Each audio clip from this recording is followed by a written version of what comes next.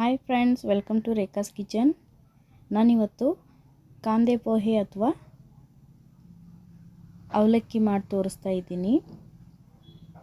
ಬನ್ನಿ ಹಾಗಾದರೆ ಇದನ್ನು ಮಾಡೋವಂಥ ವಿಧಾನ ನೋಡ್ಕೊಂಬರೋಣ. ಮೊದಲಿಗೆ ನಾನು ಅವಲಕ್ಕಿ ತೊಗೊಂಡಿದ್ದೀನಿ. ನೋಡಿ, ಈ ರೀತಿ ಇರುವಂಥ ಅವಲಕ್ಕಿನ ತೊಗೊಂಡಿದ್ದೀನಿ. ಇದನ್ನು ನಾವು ನೀರಲ್ಲಿ ಕ್ಲೀನಾಗಿ ತೊಳ್ಕೊಳ್ಬೇಕು. ನೋಡಿ ಫ್ರೆಂಡ್ಸ್, ನಾನು ಇದನ್ನು ಒಂದು 2-3 ಸಲ ಚೆನ್ನಾಗಿ ತೊಳೆದು ಇಟ್ಕೊಂಡಿದ್ದೀನಿ. ನೋಡಿ, ಈ ರೀತಿ ನೀರು ಬರುತ್ತೆ. ಅದನ್ನು ನೀವು ಚೆನ್ನಾಗಿ ಕ್ಲೀನಾಗಿ ತೊಳೆದು ಇಟ್ಕೊಳ್ಬೇಕು. ಇದನ್ನು ನೀವು ನೆನೆಸೋದೇನು ಬೇಕಾಗಿಲ್ಲ ಫ್ರೆಂಡ್ಸ್. ಒಂದು 2-3 ಸಲ ಚೆನ್ನಾಗಿ ತೊಳೆದು ಇಟ್ಕೊಳ್ಳಿ, ಸಾಕು. ಈಗ ನೋಡಿ, ಈ ಕಡೆ ಸ್ಟವ್ ಮೇಲೆ ಒಂದು ಅಗಲವಾದ ಪಾತ್ರೆನ ಇಟ್ಕೊಂಡಿದ್ದೀನಿ.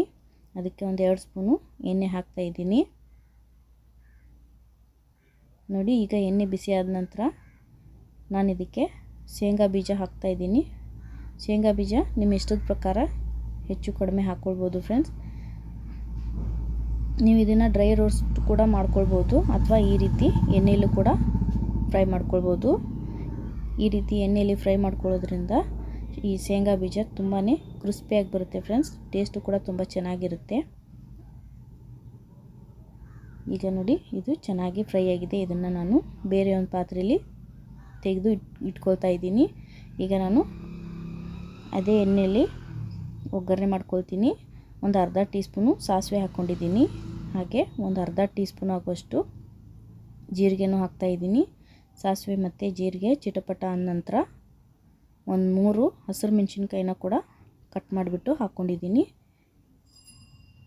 ನೀವು ಖಾರನ ಇಲ್ಲಿ ನೋಡಿಕೊಂಡು ಹಾಕ್ಕೊಳ್ಬೋದು ಫ್ರೆಂಡ್ಸ್.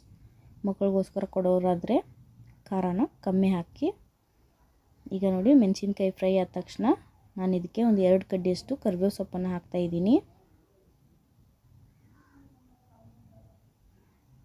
ನೋಡಿ, ಕರಿಬೇವು ಫ್ರೈ ಆಗಲಿ. ಕರಿಬೇವು ಫ್ರೈ ಆದ ತಕ್ಷಣ ನಾನು ಇದಕ್ಕೆ 1-2 ಮೀಡಿಯಮ್ ಸೈಜಿನ ಈರುಳ್ಳಿನ ಈ ರೀತಿ ಉದ್ದುದ್ದಾಗಿ ಕಟ್ ಮಾಡಿ ಹಾಕ್ತಾಯಿದ್ದೀನಿ.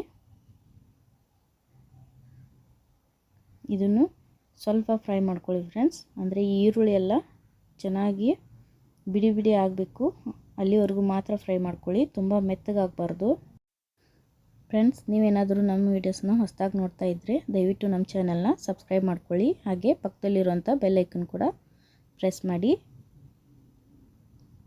ನೋಡಿ ಫ್ರೆಂಡ್ಸ್, ನೀವು ತುಂಬ ಮೆತ್ತಗಾಗೋವರೆಗೂ ಈ ಈರುಳ್ಳಿನ ಫ್ರೈ ಮಾಡ್ಕೊಳ್ಬಾರ್ದು. ಇಷ್ಟಾದರೆ ಸಾಕು. ಈಗ ಇದಕ್ಕೆ ನಾನು ಒಂದು 2 ಚಿಟಿಕೆಯಷ್ಟು ಹಿಂಗೆ ಹಾಕ್ತಾಯಿದ್ದೀನಿ.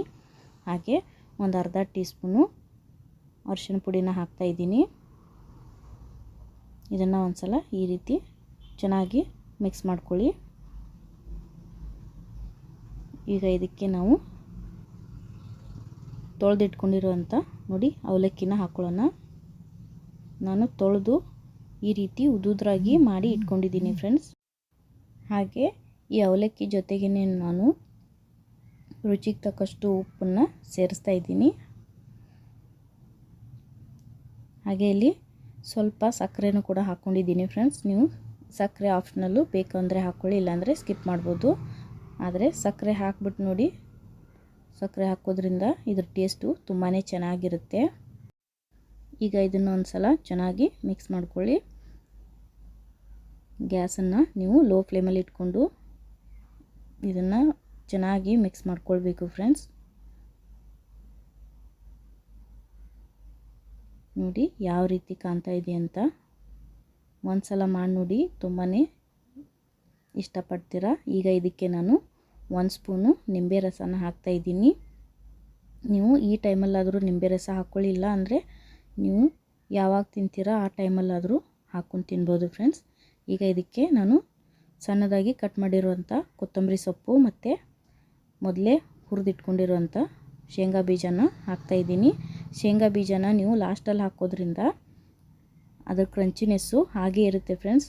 ನೀವೇನಾದರೂ ಶೇಂಗಾ ಬೀಜನ ಒಗ್ಗರಣೆಯಲ್ಲಿ ಹಾಕಿದ್ರೆ ಅದು ಈರುಳ್ಳಿ ಜೊತೆ ಮಿಕ್ಸ್ ಆಗಿ ಮೆತ್ತಗಾಗಿಬಿಡುತ್ತವೆ. ಆಮೇಲೆ ತಿನ್ನೋದಕ್ಕೆ ಅಷ್ಟೊಂದು ಚೆನ್ನಾಗಿರೋದಿಲ್ಲ. ಈ ರೀತಿ ಮಾಡಿ ನೋಡಿ, ಖಂಡಿತ ಇಷ್ಟ ಆಗುತ್ತೆ ಫ್ರೆಂಡ್ಸ್. ನೋಡಿದ್ರಲ್ವ ಕಾಂದಾ ಪೋಹ ಯಾವ ರೀತಿ ಮಾಡೋದು ಅಂತ, ಅಥವಾ ಅವಲಕ್ಕಿ ಒಗ್ಗರಣೆ ಯಾವ ರೀತಿ ಮಾಡೋದು ಅಂತ. ನೀವು ಕೂಡ ಟ್ರೈ ಮಾಡಿ ನೋಡಿ, ಹೇಗೆ ಬಂತು ಅಂತ ಕಮೆಂಟಲ್ಲಿ ತಿಳಿಸಿ. ಈ ವಿಡಿಯೋ ನಿಮ್ಗೆ ಇಷ್ಟ ಆಗಿದ್ದರೆ ದಯವಿಟ್ಟು ಲೈಕ್ ಮಾಡಿ, ಶೇರ್ ಮಾಡಿ.